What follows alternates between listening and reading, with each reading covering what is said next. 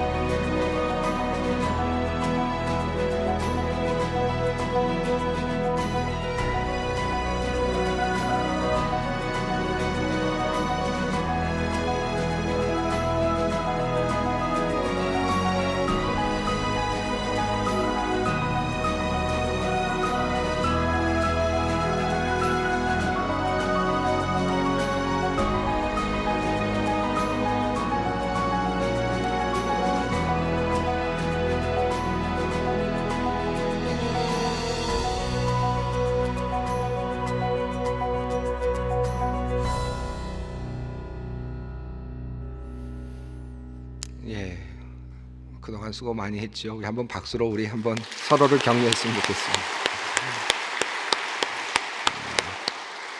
교회에서 우리 직원들과 또 교역자들 또 많은 우리 또 도와주시는 우리 성도님들께서는 또 많은 일을 해주셨고요. 또 우리 교우들께서는 또 가정에서 그 가정을 지키시고 나오지 않으시는 일을 해주시느라고 더 큰 일을 또 해주셨습니다.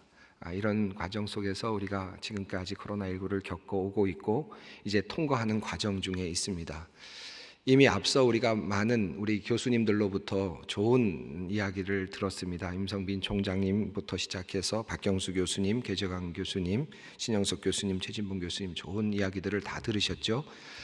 우리가 이제 학문적으로도 그렇고 많은 논의들이 지금 이루어지고 있습니다. 저는 이제 목회적인 관점에서 이런 몇 가지 말씀드리면, 제일 먼저 코로나19가 이제 나타났을 때 제가 먼저 가장 생각했던 것은 우리 교회가, 한국 교회가 사회에 이 상황 속에서 어떤 역할을 할 수 있을까 하는 것이 제일 첫 번째 질문이었습니다.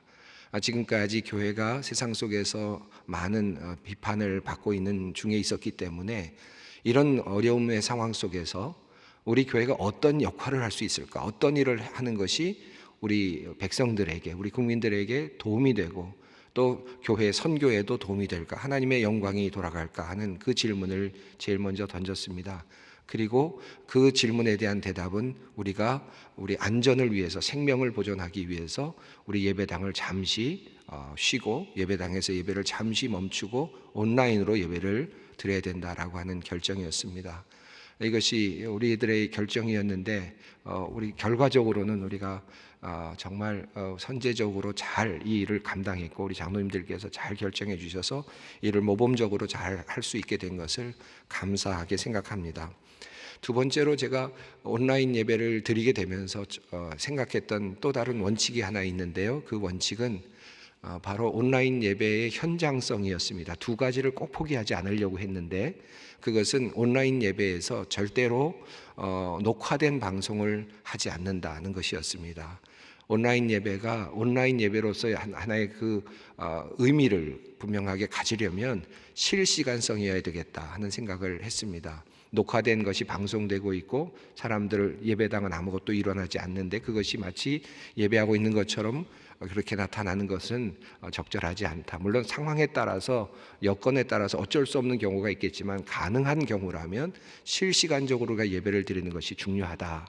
그래서 그 실시간으로 예배 드리는 것이 어떤 미디어를 통해서 연결되어서 함께 그 시간에 우리가 어디에 있든지 예배를 드리고 있는 것이 중요하다. 그것이 온라인 예배의 당위성을 만들 수 있다, 정당성을 만들 수 있다라고 그렇게 생각을 했습니다. 그래서 처음에 여러분들 많은 분들이 이제는 오후 예배 굳이 하지 마시고 한 번만 하고 녹화해서 이렇게 하면 좋겠다고 말씀하셨는데, 제가 그것은 극구 사양했습니다.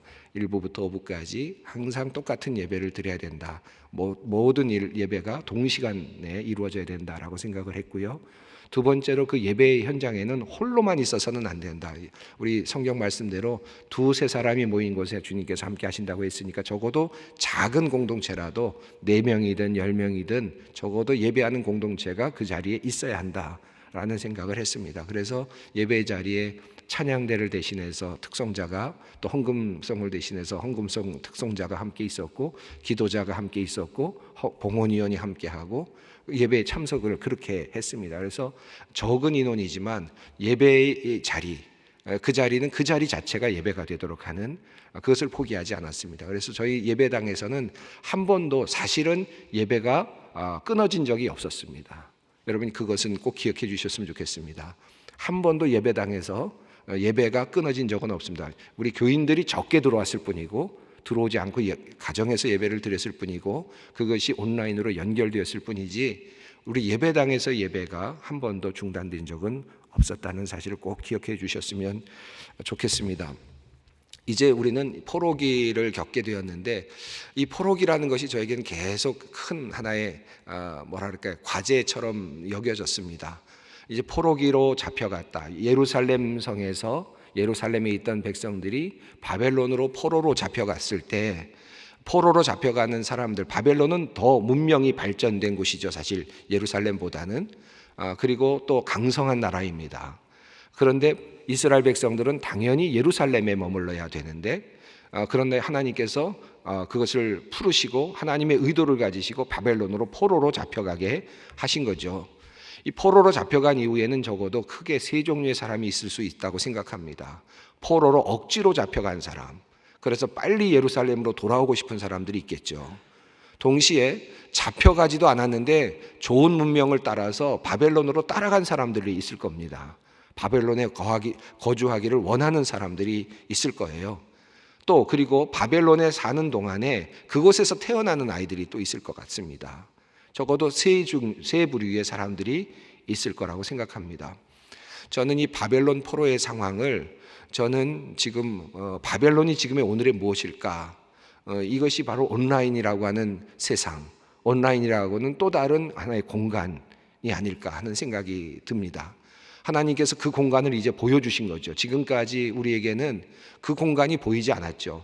이미 이 세상에 존재하고 많은 사람들이, 또 많은 젊은 세대들이 그곳에서 거주하고 있었음에도 불구하고 우리는 마치 예루살렘 성과 같이 마치 이 예배당 안에서만 예배를 드리면서 그 안에만 우리가 함께 있었습니다. 물론 이것은 약속의 땅이고 예배의 자리는 꼭 중요한 예루살렘과 같은 그런 곳이죠. 그러나 우리가 바벨론과 같은 이 온라인의 세상이 있다는 것을 우리가 제대로 인지하지 못하고 있었죠. 신앙적으로 그랬다는 말씀입니다.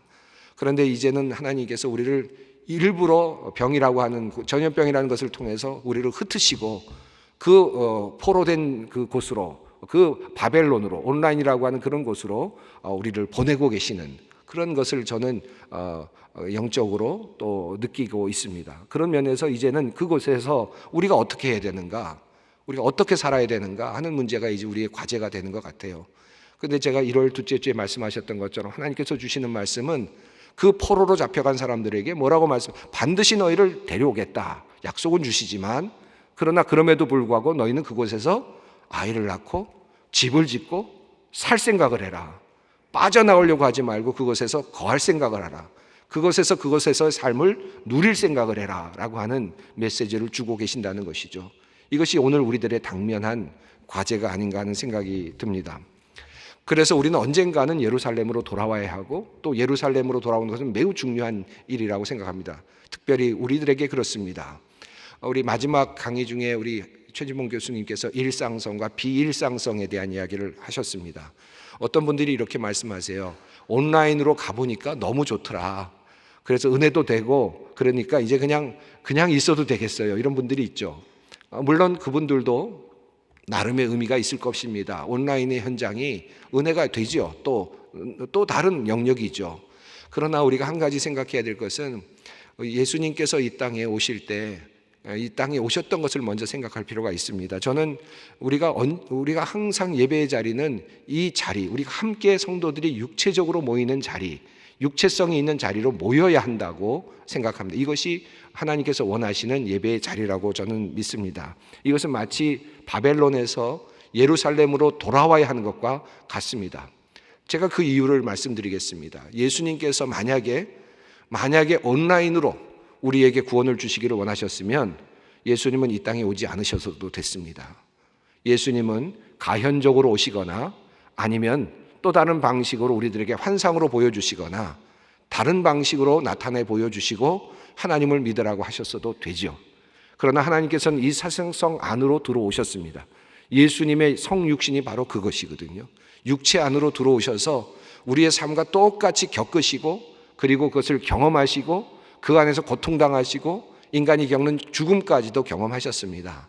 그리고 부활하신 거거든요. 예수님의 소통의 방식이 그것이었습니다. 그런 의미에서 우리 인간의 육체성, 우리가 함께 모여서 예배를 드리는 것은 마치 예루살렘과 같은 회복되어야만 되는 것입니다. 이것은 매우 중요한 과제라고 생각합니다. 그런 의미에서 우리는 함께 이제 이 예루살렘으로 돌아오는 날을 기대하고 기억해야 할 것입니다. 그런 의미에서 저는 우리 예배의 현장에서 최후의 보루가 있어야 한다라고 생각하고 그것은 바로 세례와 성찬이라고 생각합니다. 우리 교회가 예배 안에서 육체성으로 포기하지 말아야 할 것이 있는데 그것은 세례이고 그리고 성찬입니다. 이것은 온라인으로 가능하지 않다. 또 그렇게 돼서도 안 된다라고 저는 목회자로서 생각하고 있습니다. 요즘 온라인 성찬에 대한 이야기들이 많이 나오고 있는데 저는 온라인 성찬에 대해서는 아직까지 반대하는 입장을 갖습니다. 우리가 함께 모여서 떡과 잔을 떼고 함께 모여서 성찬할 수 있는 방법이 중요하다. 물론 초대교회에서는 성찬에 함께 참여하지 못한 사람들을 위해서 병자들을 위해서 장로님들이 성찬에 있었던 떡과 잔을 가지고 병원으로 가거나 아픈 사람들 찾아간 적은 있습니다. 그렇게 해서 나누어 준 적은 있지만 그러나 온라인으로 그렇게 예배를 드리는 것은 성찬과 세례는 불가하다. 저는 그런 입장을 가지고 적어도 우리가 다시 모이는 그날을 상상하고 또 기대하고 있습니다. 그럼에도 불구하고 이 온라인이라고 하는 이 세상 그리고 이 선교의 자리는 우리에게 매우 중요하다. 바벨론이라고 하는 자리는 매우 중요하다고 생각합니다. 저는 한편으로는 우리가 돌아와야 할 곳이고 우리를 포로로 잡혀가도록 하고 있는 곳이지만 동시에 이 자리는 하나님께서 우리에게 열어주시는 또 다른 선교의 자리라고 생각합니다. 지금까지 우리는 땅끝까지 이르러 복음을 전파하라고 하시는 하나님의 말씀을, 주님의 말씀을 우리의 진짜 이 세상에서의 어떤 글로벌한 상태에서의 땅끝, 예를 들면 아프리카라든지 또는 남아메리카라든지 이런 곳에 이르는 것을 생각을 하고 그것의 땅끝까지 이른다고 생각하고 열심히 우리가 선교를 해왔는데 하나님께서 우리가 보지 못하던 또 다른 공간을 열어 보여주신 것이거든요. 이것이 또 다른 선교의 자리라고 저는 생각합니다. 이것이 사이버 공간이고 또 온라인 공간이라고 생각이 됩니다. 그래서 우리가 이제 이 온라인 공간을 또 다른 소명의 자리로 받았다. 그리고 그 자리에서 우리가 선교의 사명을 감당해야 할 것이라고 하는 사실을 우리가 또 깊이 깨닫게 됩니다. 최근 들어서 뉴노멀이라는 말을 많이 하지요. 뉴노멀이라는 말을 많이 하고 그래서 이제 그 코로나19의 상황이 이제는 상수가 되었다. 저도 설교 때 그런 말씀을 드렸습니다. 상수가 되었다. 항상 코로나19를 이제 생각하면서 모든 삶의 원칙을 정할 필요가 있다. 라고 이렇게 말씀을 드렸습니다. 저는 그 말씀이 여전히 또 매우 중요한 관점이라고 생각합니다. 이미 많은 학자들이 그런 이야기를 해주셨죠. 저도 그 이야기를 했습니다만 그럼에도 불구하고 목회자인 저는 여러분에게 한 가지를 더 말씀드리고 싶습니다. 뉴노멀이란 말을 독일어로 말하면 노이노멀이라고 하는 말로 바꿀 수 있겠는데 노이노멀인데요. 이 독일어로 이것 말고 다른 개념을 좀 할 필요가 있겠다. 그것은 우어노멀이라는 단어, 이건 제가 만든 단어입니다만은 그룬트노멀이라는 단어, 이게 무슨 말이냐면 영어로는 오리지널 노멀이라는 말로 바꿀 수 있겠다는 뜻입니다. 뉴 노멀, 이것은 이제 코로나19가 우리를 붙잡고 있는 포로기의 노멀이죠. 그리고 이제 이 기간은 우리가 상당한 시간이 걸릴 수 있고 우리의 삶의 많은 것들을 바꿀 수 있습니다. 그러나 구른트 노멀, 다시 말하면 우어 노멀, 이 말은 원초적인 노멀, 이게 있다는 거죠. 이 원초적인 노멀은 코로나19가 아닙니다. 이것은 뉴 노멀은 될 수 있지만 원초적인 노멀은 하나님이십니다. 하나님의 존재가 원초적인 노멀이다. 그것을 먼저 생각해야 됩니다. 이것이 진짜 상수입니다. 하나님이 살아계시고 하나님이 다스리시고 그 주님께서 우리를 구원하시기를 원하신다는 것이 오리지널 노멀입니다. 우어 노멀입니다. 구른트 노멀입니다. 이것을 먼저 붙잡을 필요가 있습니다. 우리는 이 시대 속에서 뉴 노멀의 시대에 살고 있으니까 어쩔 수 없이 적응의 과정을 거쳐가고 또 상황에 따라서 우리가 계속해서 반응하는 작용을 해나갑니다마는 그럼에도 불구하고 우리는 이 상황 속에서 구른트 노멀, 하나님, 그리고 우리 예수 그리스도, 그리고 성령님, 이 사실을 놓치지 않았으면 좋겠다 하는 그런 생각을 합니다. 그런 의미에서 저는 이제 코로나19의 상황을 우리가 잘 대처해 왔다고 생각하고 이제부터 우리가 무엇을 해야 하는가, 목회자로서 이제 한번 우리가 우리 교회가 사회에 공헌하고 사회에 참여하는 의미에서 첫 번째로 우리가 사실 서울 지역에서 제일 먼저 발표가 심각 단계로 나자마자 그날 저녁에 5시에 발표가 나고 저녁에 저희가 결단을 내렸습니다. 그만큼 우리가 사회적인 참여를 적극적으로 했습니다. 그리고 이제 사회적인 상황에 발맞추어서 예배당을 열었고 함께 예배를 지금 드려가고 있습니다. 이제 상황이 조금 어려워지더라도 이 예배당에서 예배를 포기하지는 않을 것입니다. 이제 얼마든지 사회적인 거리를 두면서 우리는 예배의 자리에 나올 수 있을 것이고요. 또 예배를 드리다가 혹시 또 환자가 생기면 하루 정도, 이틀 정도, 한두 주 정도 문을 닫을 수도 있습니다. 교회 나라의 방침에 따라서 어쩔 수 없을 수도 있겠죠. 그러나 또다시 우리는 문을 열고 또다시 예배를 드릴 것입니다. 그러나 분명한 것은 이제부터는 이제 온라인이라고 하는 세상은 우리에게 열려진 과제이다라는 것이고 우리가 살아야 될 바로 그곳이기도 합니다. 그곳에 살고 있는 사람들, 그곳이 좋아서 간 사람들, 그곳에서 태어난 사람들을 위해서 우리가 또 무엇인가를 해야 할 것이다 라고 믿습니다. 그런 관점에서 이제 목회를 해나가려고 합니다. 그런 의미에서 우리가 제일 먼저 지금 신경을 쓰고 있는 것은 온라인이라고 하는 공간 속에서 우리가 어떻게 선교를 할 것인가, 어떻게 목회를 할 것인가 하는 문제를 우리가 앞다퉈서 우리가 나름대로 최선을 다해서 빨리 모색하고 그 일을 실행하려고 합니다. 그리고 이곳에 함께 모이는 우리 예배의 자리를 보다 풍성한 은혜의 자리로 함께 만들어 가려고 하고 있습니다. 사랑하는 여러분, 이제 목회자로서 코로나19를 통과하면서 감회가 참 남다릅니다. 여러분도 그러실 것 같습니다. 역사의 나물이라고 생각하는데 우리가 함께 잘 견디면서 또 하나님의 일을 잘 감당하면서 우리 소망교회가 우리 한국교회 모범이 되어서 이 교회, 우리 한국교회를 잘 이끌어갈 수 있었으면 좋겠고 우리가 이 과정에서도 하나님의 그 귀한 음성을 놓치지 않고 또 신앙을 놓치지 않고 살아갈 수 있었으면 좋겠습니다. 위기가 도리어 기회가 되어서 많은 사람들을 선교할 수 있는 그런 놀라운 역사도 함께 있었으면 좋겠습니다. 이렇게 제가 그냥 오늘은 이렇게 말씀을 두서없이 말씀을 드렸습니다. 감사합니다. 함께 기도하겠습니다. 하나님, 예상치 못하였던 코로나19의 상황 속에서 우리 소망교회가 하나님의 뜻을 구하며 바른 결정들을 내리며 성도들을 보호하며 세상을 향한 교회 역할을 잘 감당하게 하셨으니 참 감사합니다. 여전히 코로나19가 번져가고 있는 이 위험한 이때에 우리 교회가 생명을 잘 보호하며 사회에도 모범이 되며 하나님께도 영광을 올려드리는 교회가 되게 하여 주시옵소서. 다시 화요조찬에서 함께 만나는 그날까지 주님께서 모든 성도님들과 남선교회 회원들의 건강을 지켜주시옵소서. 예수님의 이름으로 기도드리옵나이다. 아멘. 지금은 우리 주 예수 그리스도의 은혜와 하나님의 크신 사랑하심과 성령님의 교통하심이 코로나19라고 하는 특별한 상황 속에서 포로기를 거쳐가고 있는 우리 소망교회와 또 한국의 모든 교회들과 또 이 세상에 있는 모든 백성들 위해 지금부터 영원히 함께하여 주시기를 간절히 축원하옵나이다. 아멘.